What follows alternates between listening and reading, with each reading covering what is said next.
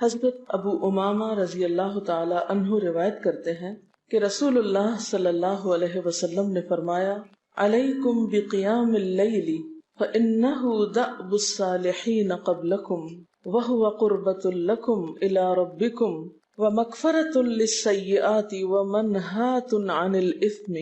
حضرت ابو امامہ رضی اللہ تعالی عنہ سے روایت ہے کہ رسول اللہ صلی اللہ علیہ وسلم نے فرمایا، تہجد ضرور پڑھا کرو کیونکہ وہ تم سے پہلے صالحین کی روش ہے۔ یعنی یہ نماز صرف امت مسلمہ کے لیے نہیں بلکہ ہم سے پہلے دیگر امتوں کے جو نیک لوگ گزرے ہیں ان کی روش بھی یہی ہے، اور تمہارے لیے اپنے رب کے قرب کا وسیلہ ہے۔ یعنی تہجد وسیلہ ہے کس کا؟ اللہ کا قرب حاصل کرنے کا، اور گناہوں کے مٹنے کا ذریعہ ہے، اور مزید گناہوں سے بچنے کا سبب ہے۔ یعنی پچھلے گناہوں کے صاف ہونے کا ذریعہ، نمبر 3 مزید گناہوں سے بچنے کی طاقت انسان کو نصیب ہوتی ہے اس کے ذریعے، یعنی گناہوں سے روک بنتا ہے۔ یہ روایت جو ہے ابن خزیمہ کی ہے۔ حضرت ابو ہریرہ رضی اللہ تعالی عنہ روایت کرتے ہیں کہ رسول اللہ صلی اللہ علیہ وسلم نے فرمایا، اس شخص پر اللہ کی رحمت ہو جو رات کو اٹھا، پھر نماز تہجد پڑھی، پھر اپنی بیوی کو جگایا، پھر اس نے نماز پڑھی، پھر اگر عورت غلبہ نیند کے باعث نہ جاگی تو اس کے منہ پہ پانی کے چھینٹے مارے، اور اس عورت پر بھی اللہ کی رحمت ہو جو رات کو اٹھی، نماز پڑھی، اپنے شوہر کو جگایا، پھر اس نے نماز پڑھی، پھر اگر شوہر نہ جاگا تو اس کے منہ پر پانی کے چھینٹے مارے۔ برابر کی بات ہے، دونوں کے لیے اجر بھی برابر کا ہے اور دونوں کو حق بھی برابر کا ہے جگانے کا، اور دونوں کو پانی کا چھینٹا مارنے کا بھی حق ہے، اور اس میں کسی کی بھی بے عزتی کی بات نہیں۔ یعنی عورت اگر ایسا کرے اپنے شوہر کے ساتھ تو وہ اس کی طرف سے کوئی روڈنس نہیں ہوگی، کیونکہ عام طور پر جب کسی کو نیند کی حالت میں جگایا جاتا ہے اور خصوصاً اگر اس پہ پانی پھینک دیا جائے تو وہ کیا سمجھتا ہے کہ اس کی بہت بے عزتی ہو گئی یا اس کے ساتھ بہت برا کیا گیا، اور عموماً لوگ اس وقت بہت غصے کا مظاہرہ پھر کرتے ہیں کہ کیوں جگایا جا رہا ہے۔ حضرت ابو ہریرہ رضی اللہ تعالی عنہ کہتے ہیں کہ رسول اللہ صلی اللہ علیہ وسلم فرماتے تھے، فرض نماز کے بعد سب نمازوں سے افضل تہجد کی نماز ہے۔ یعنی فرائض بہرحال افضل ہے اور نوافل میں سب سے افضل تہجد کی نماز۔ رسول اللہ صلی اللہ علیہ وسلم نے فرمایا، جب انسان سوتا ہے تو شیطان اس کے سر کی گدی پر 3 گریں لگاتا ہے اور کہتا ہے کہ رات بڑی لمبی ہے، اس کو تھپکی دیتا ہے اور کہتا ہے لمبی رات ہے، ابھی سوئے رہو، ابھی ٹائم ہے، ٹھہر کے اٹھنا، یعنی اس کو سلائے رکھتا ہے۔ اگر وہ بیدار ہو کر اللہ کا ذکر کرے، یعنی آنکھ کھلے اور اللہ کا ذکر شروع کر دے تو ایک گرہ کھل جاتی، شیطان کے پھندے سے انسان آزاد ہونے لگتا ہے۔ اگر وضو کرے تو دوسری گرہ کھل جاتی، اگر نماز پڑھے تو تیسری گرہ کھل جاتی، اور وہ شادمان اور پاک نفس ہو کر صبح کرتا ہے۔ یعنی جو شخص صبح نماز کے وقت پر، تہجد کے وقت یا پھر کم از کم فجر کے وقت اٹھ جاتا ہے، اللہ کا ذکر کرتے ہوئے وضو کرے اور پھر نماز پڑھ لے، سورج نکلنے سے پہلے پہلے یہ کام کر لے تو وہ ایک مطمئن شخص کی طرح اٹھتا ہے، ورنہ اس کی صبح خبیث اور سست نفس کے ساتھ ہوتی۔ عام طور پر ہم اطمینان کی تلاش میں رہتے ہیں، سکون کی تلاش میں رہتے ہیں، اور یہ سوچتے ہیں کہ ہمیں ڈپریشن ہے یا ہمارے اندر ایک غم ہے، تو ہم اس کے اسباب نہیں جانتے کہ سبب کیا ہے۔ ان کے اسباب میں سے ایک بڑا سبب شیطان کی گرفت میں ہونا ہے، اور شیطان اپنی گرفت ویسے تو دن کے وقت بھی انسان پر رکھتا ہے، لیکن خصوصاً رات کے وقت جب انسان سو جاتا ہے تو وہ نہیں چاہتا کہ سوتا ہوا اٹھے انسان، اور اگر انسان ہمت کر کے اٹھ جاتا ہے، ذکر کرتا ہے، وضو کرتا ہے اور نماز پڑھ لیتا ہے تو یہیں سے اطمینان قلب کا آغاز ہو جاتا ہے، اس کی تسلی ہو جاتی۔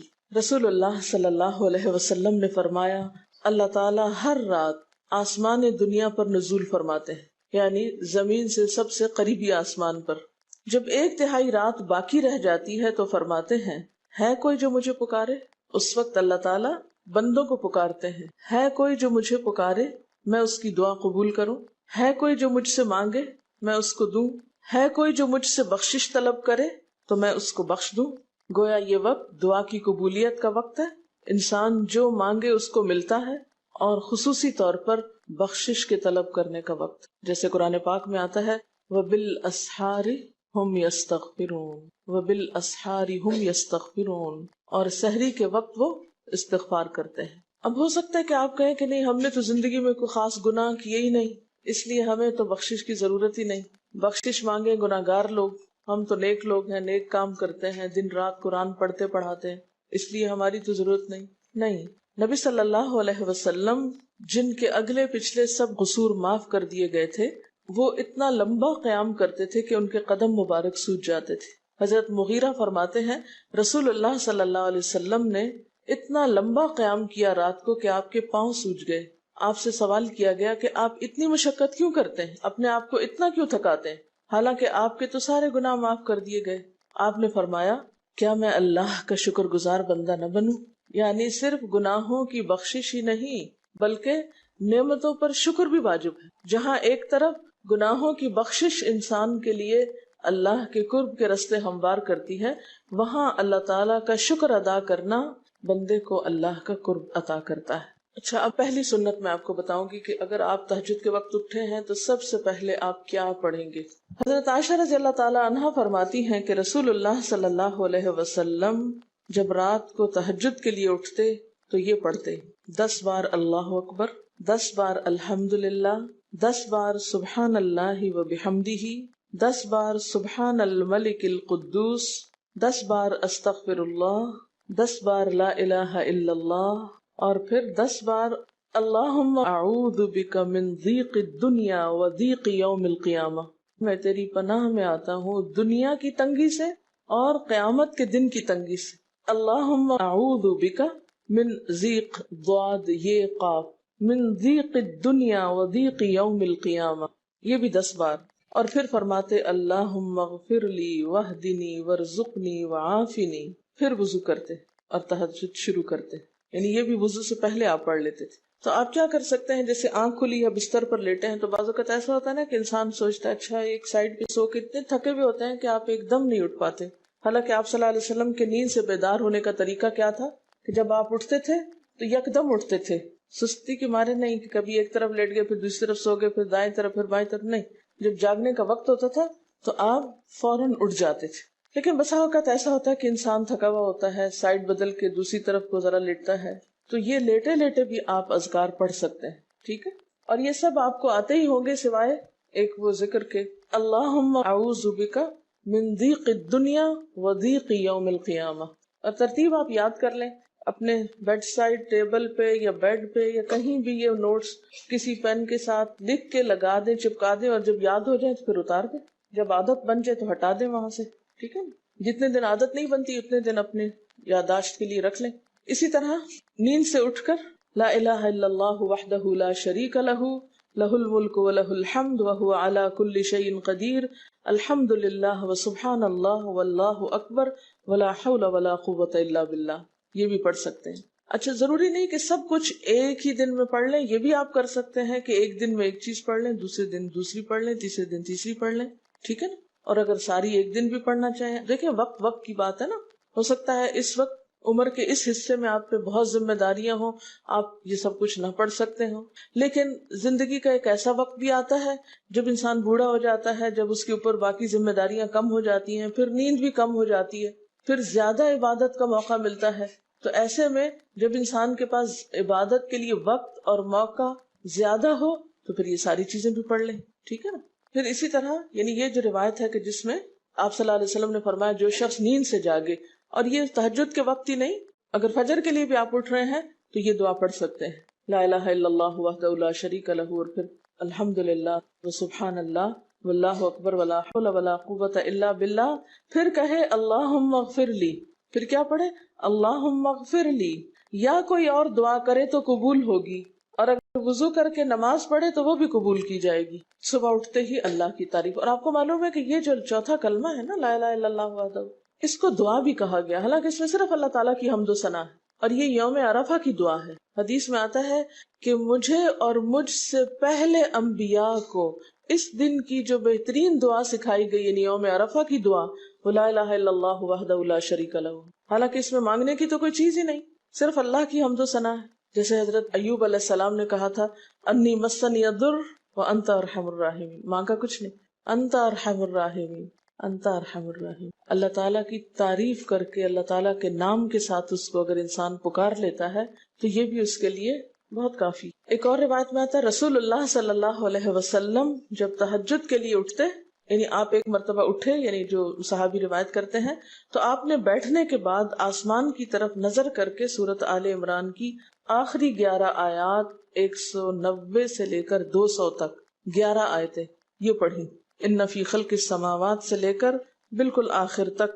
یعنی ضروری نہیں کہ کھڑے ہو کر آپ آسمان کی طرف دیکھیں، آپ اٹھے ہیں، چارپائی پہ بیٹھے ہوئے ہیں، ابھی وضو کے لیے نہیں گئے، بیٹھ کے آسمان کی طرف دیکھ کے پڑھ کے پھر اٹھ سکتے ہیں.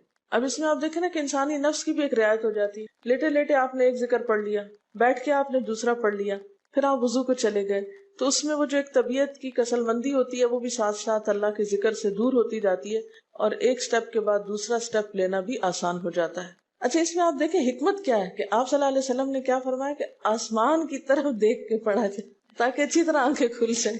تو زبانی یاد کرنے کا مطلب یہ نہیں کہ آپ آنکھیں بند کر کے سوئے سوئے پڑھیں، کیونکہ بعض اوقات ایسا ہوتا ہے نا، آنکھ کھلتی ہے، ذکر شروع کرتے ہیں اور پھر پتہ ہی نہیں چلتا اور ذکر آدھے میں رہ جاتا ہے اور سو چکے ہوتے ہیں. اور پھر اگر آپ کو زبانی یاد نہیں ہوگی نا، دیکھ کے پڑھیں گے تو وہ الماری کی طرف ہی دیکھتے رہیں گے، آسمان کی طرف نہیں دیکھ سکیں گے، تو پھر سنت پوری نہیں ہو سکے گی. اور اسی طرح حضرت ابن عباس روایت کرتے ہیں کہ جب رسول اللہ صلی اللہ علیہ وسلم رات کو تہجد کے لیے کھڑے ہوتے تو اللہ پر تکبیر تحریمہ کے بعد یہ دعا پڑھتے: اللہم لک الحمد انت قیم السماوات والارض ومن فیہن ولک الحمد لک ملک السماوات والارض ومن فیہن ولک الحمد انت نور السماوات والارض ولک الحمد انت ملک السماوات والارض ولک الحمد انت الحق ووعدك الحق ولقاؤك حق وقولك حق والجنة حق والنار حق والنبيون حق ومحمد صلی اللہ علیہ وسلم حق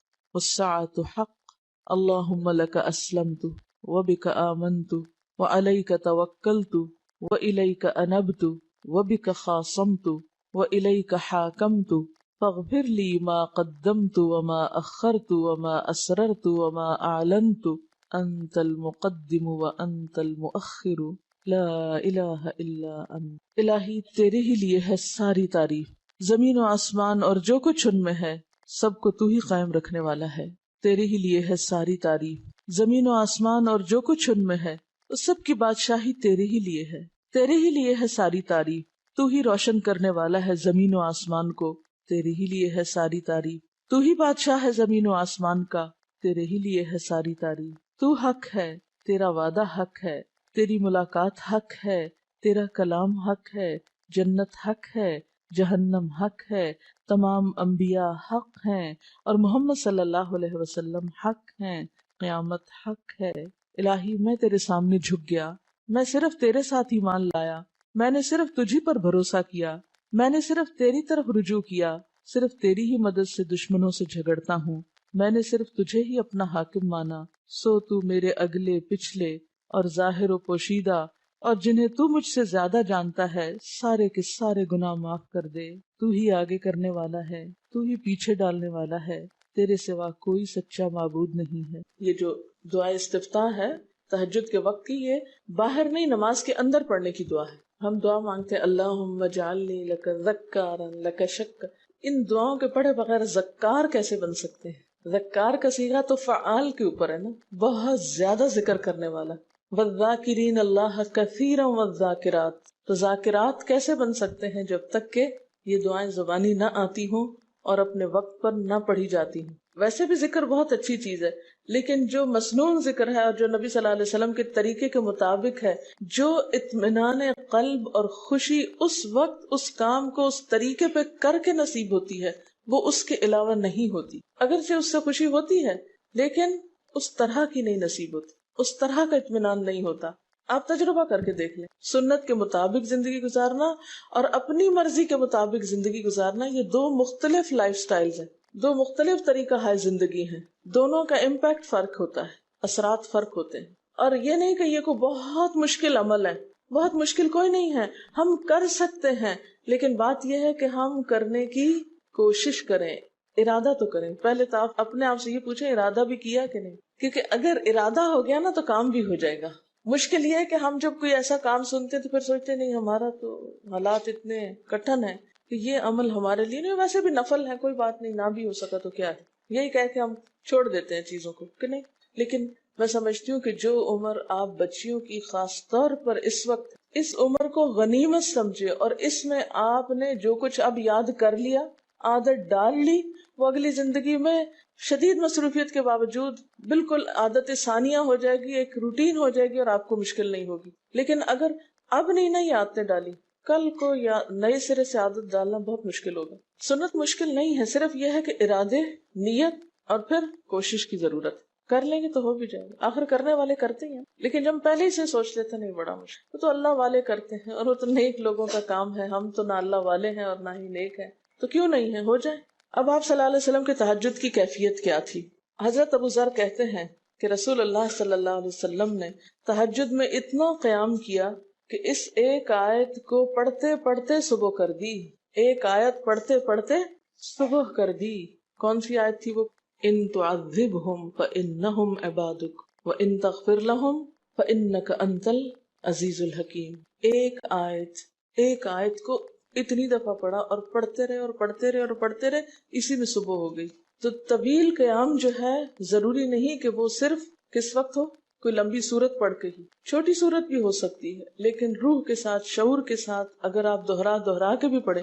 مثال کے طور پہ آپ نے کوئی سورت یاد کر لی ہے اور آپ پڑھنے کھڑے ہوئے ہیں اور آپ کو صحیح طرح آتی نہیں ہے، یا آتی ہے تو اتنی تیز نہیں آتی، بہت رٹی ہوئی نہیں ہے، تو کوئی بات نہیں، ایک ایک آیت کو 2 دفعہ 3 دفعہ بھی آپ اس کو پڑھ سکتے ہیں اور اس طرح بھی پڑھ کے لمبا کر سکتے ہیں. یعنی طویل قیام صرف زیادہ قرات سے ہی نہیں، مختلف طریقوں سے ہو سکتا ہے. یہ آیت ہے سورۃ المائدہ کی 118 نمبر آیت ہے. اگر تو انہیں عذاب دے تو وہ تیرے بندے ہیں، اور اگر تو انہیں معاف کر دے تو یقیناً تو غالب اور حکمت والا ہے. حضرت حذیفہ رضی اللہ تعالی عنہ نے نبی صلی اللہ علیہ وسلم کو تہجد پڑھتے دیکھا.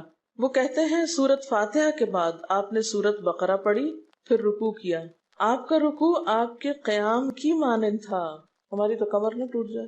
کر کے تو ذرا دیکھیں. میں نے زندگی میں پہلی دفعہ رمضان میں طویل رکوع اور سجدے کا موقع ملا. اس سے پہلے تو اس طرح کا سچ پوچھے کانسیپٹ بھی کوئی نہیں تھا، کیونکہ بہت سی چیزیں جب ہم پڑھتے ہیں تو ہم کہتے ہیں ہاں یہ نبی صلی اللہ علیہ وسلم کے لیے ہے، یہ تو آپ کی شان ہے اور آپ کا مقام ہے.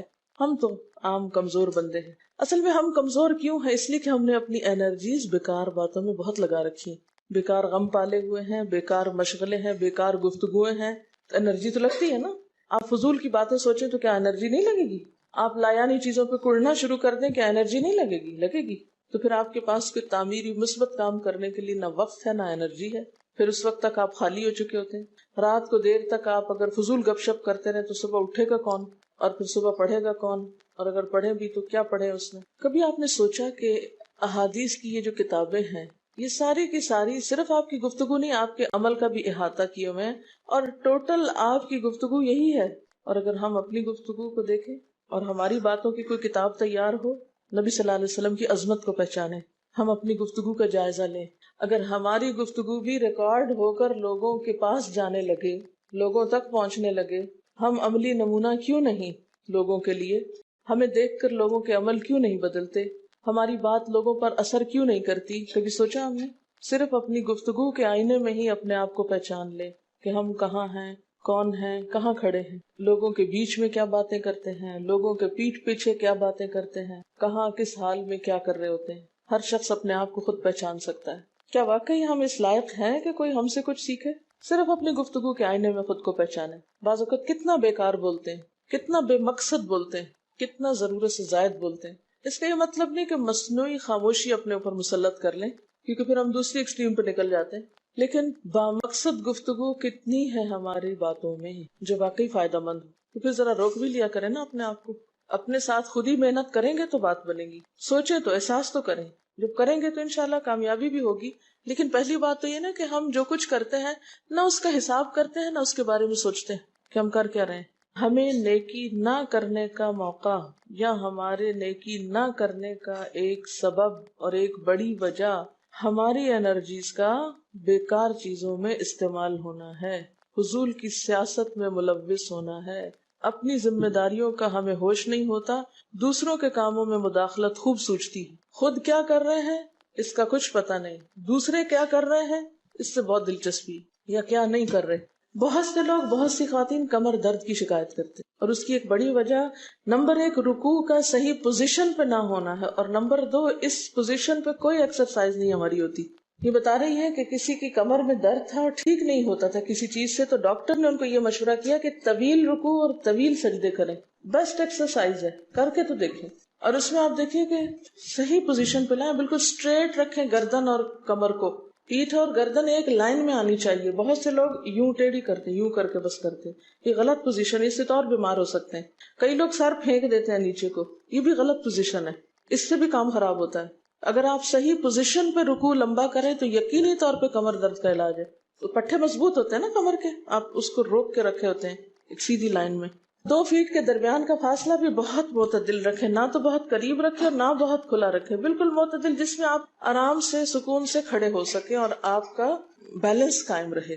بیلنس کو قائم کرنا بے حد ضروری، ٹھیک ہے۔ حضرت حذیفہ نے نبی صلی اللہ علیہ وسلم کو تہجد پڑھتے دیکھا، وہ کہتے ہیں کہ سورۃ فاتحہ کے بعد آپ نے سورۃ بقرہ پڑھی، پھر رکوع کیا، آپ کا رکوع آپ کے قیام کی مانند تھا، یعنی جتنا لمبا قیام تھا اسی طرح رکوع تھا، پھر آپ نے رکوع سے سر اٹھایا اور کھڑے ہو گئے، اور آپ کا قوما یعنی رکوع کے بعد اٹھنے کا وقت بھی کافی طویل تھا۔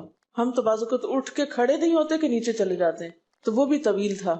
صرف 2 رکعتیں بھی آپ ایسی پڑھ لینا کافی، اگر عام دنوں میں نہ پڑھی جائے تو ویکینڈ پہ پڑھ لیں۔ ہمارا تو ویکینڈ پہ لمبا سونے کا پروگرام ہوتا ہے نا، تو چلے دوبارہ سو جائیں، لیکن ہفتے میں 1 دفعہ کر لیں، اگر روز نہیں بھی کر سکتے 2 دفعہ کر لیں، ٹوائس اے ویک کر لیں۔ پھر آپ کا سجدہ آپ کے قومے کی مانند تھا، یعنی جتنا آپ کھڑے ہوئے تھے اتنا آپ پھر سجدہ کیا۔ آپ دونوں سجدوں کے درمیان اپنے سجدے کی مانند بیٹھے تھے، یعنی 2 سجدوں کے بیچ میں بھی آپ اتنی دیر بیٹھے جتنی دیر آپ نے سجدہ کیا تھا۔ پس آپ نے 4 رکعتوں میں سورۃ بقرہ، آل عمران، نساء اور المائدہ پڑھی۔ ہمیں اگر خود نہیں بھی آتی اور کوئی پڑھانے والا اتنی لمبی ایک دفعہ بھی تراویح کوئی پڑھا دے یا کوئی نفل پڑھا دے تو ہم دوسری دفعہ اس کے پاس نہ پڑھیں۔ تقریباً 7.25 پارے بنتے ہیں، جس کو ایک منزل کہا جاتا ہے۔ ایک دن کے تہجد میں آپ نے اتنا پڑھا، اور یہ تو قرآن کی قرات تھی، لیکن بیچ کے وقفوں میں تسبیحات اور اللہ کی تعریف اور حمد و ثنا اور ذکر، یہ آپ پر بس تھا۔ یہ وہی کر سکتا ہے جس کو واقعی اللہ سے حقیقی محبت ہو، صرف دعوے کی حد تک نہیں۔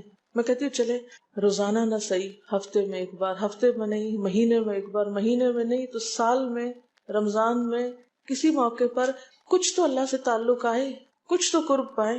ہر شخص کے بس میں نہیں کہ ہر روز ایسی عبادت کرے، کیونکہ اللہ کے رسول صلی اللہ علیہ وسلم کا بہرحال مقام کچھ اور تھا، لیکن کچھ شوق، کچھ حسرت، کچھ تو دل میں ہونا ہی چاہیے، کوئی نیت، کوئی ارادہ، کوئی عزم، اور پھر اس کے لیے کوشش۔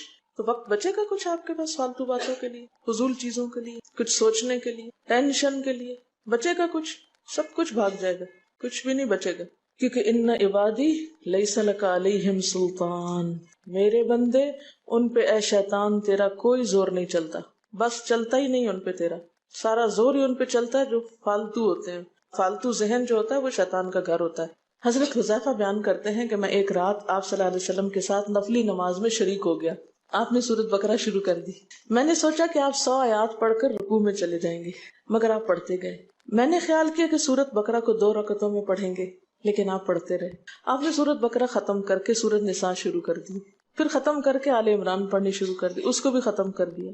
آپ نہایت آہستگی سے پڑھتے جاتے تھے، جب ایسی آیت تلاوت کرتے جس میں سبحان اللہ کہنے کا حکم ہوتا ہے، جیسے سبح بحمد رب جیسے مثال کے طور پر، تو سبحان اللہ کہتے، اگر کچھ مانگنے کا ذکر ہوتا تو سوال کرتے، اگر پناہ مانگنے کا ذکر ہوتا تو اعوذ باللہ پڑھتے۔